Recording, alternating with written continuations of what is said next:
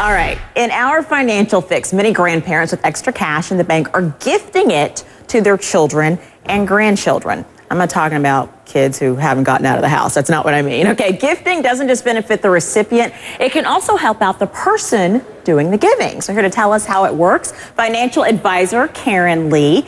Karen, good to talk to you. Glad you're here. You too. We're not just talking about writing out a check indiscriminately. No. You're talking about a plan and very specific reasons why people want to gift. So Correct. What's the why of it? And thank you for clarifying, by the way, that we're not talking about helping out kids that are coming back home saying, I need help. That's different. So you've clearly defined that you've got extra money and you want to give it away. You might have a financial advisor or an estate attorney telling you you need to reduce your estate. But mostly what you'd like to do is give that money while you're alive versus waiting till you die. Okay. So that's the why people give. All right. Now let's talk about what you can give. Right. Okay. Now, to be strategic about it. Right. Now, of course, you can just write a check. First, let's go over the rules. Every donor is allowed to give up to $13,000 a year to any amount of donees. So if it's a married couple, that's 2 donors, so that's $26,000. And the number of donees they give to is unlimited. Okay, so if you do need to reduce your estate, you can do a lot there, and they don't have to be related to you.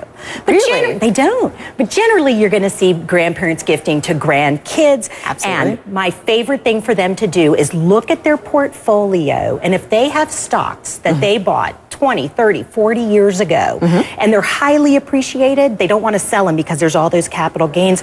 Gift those shares in kind to your grandkid. Because if you are single and earn under 34 grand a year, then you're in the 10 or 15% tax bracket or zero.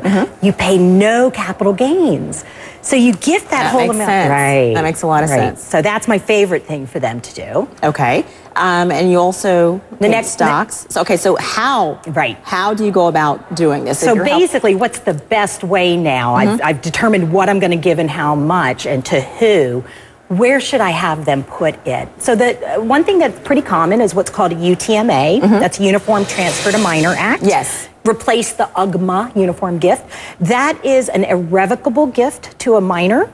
It becomes theirs for any use at all at majority age, which here in Georgia is 18.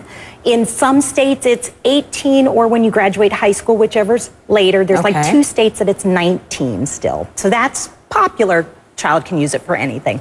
What I love personally is the 529 plan. Very, very popular now, aren't they? They are, and they encourage the kids to get higher education because if you use those funds for college, technical schools, I believe too, then all the gain in the investment you get tax-free. Wow. Right. Very good. But there are penalties if you don't. So it encourages the kids. So I like that one. There's still savings bonds, which have always been the good old-fashioned way. Right? They've always been considered the safest because they're backed by the U.S. government. I think that might be a little questionable these days. Just a little bit. The interest on those, if used for college, also tax-free. And then, of course, just an outright gift, write a check. All right. And what if you want to give more than $13,000? Well, hopefully we've got people in that situation, which is beautiful. And hopefully you're on the receiving end of it. Wouldn't that be great? The 529 plan has a special provision. You can fast forward 5 years of gifting. So 13 times 5, that's $65,000. You can put up front in that plan. Can't gift for 5 more years.